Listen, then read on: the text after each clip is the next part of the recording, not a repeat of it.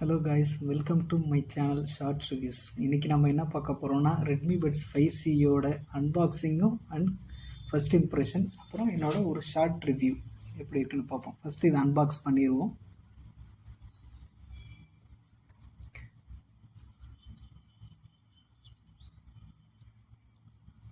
First இதில் பார்த்தோம்னா puts இருக்குது. நெக்ஸ்ட் எக்ஸ்ட்ரா இயர் டிப்ஸ், அப்புறம் புக்லெட், அவ்வளோதான் இருக்குது. இதில் நமக்கு எக்ஸ்ட்ரா இதில் சார்ஜிங் கேபிள் வரல. நெக்ஸ்ட்டு பட்ஸை ஓப்பன் பண்ணி எப்படி இருக்குன்னு பார்த்துருவோம். பட்ஸ் ஓகே, நல்லா லைட் வெயிட்டாக இருக்குது.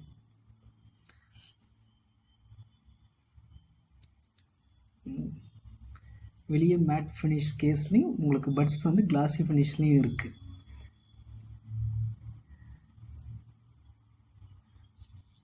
நெக்ஸ்ட் இதோட ஃபிட்டிங்ஸ்னு பார்க்கும்போது லெஃப்ட் அண்ட் ரைட் எனக்கு வந்து மீடியம் சைஸ் பட்ஸ்லேயே நல்ல ஃபிட்டிங் இருக்குது. ஹெட் ஷேக் பண்ணி பார்த்தாலும் கீழே விழுகலை, நல்ல ஃபிட்டிங். நீங்களே பாருங்கள் அந்த ஃபிட்டிங் எனக்கு எப்படி இருக்குன்னு. இப்போ இந்த வீடியோவில் இருக்க வாய்ஸ் மொபைல்லேருந்து ரெக்கார்ட் பண்ணது, இது எப்படி இருக்குன்னு சொல்லுங்கள்.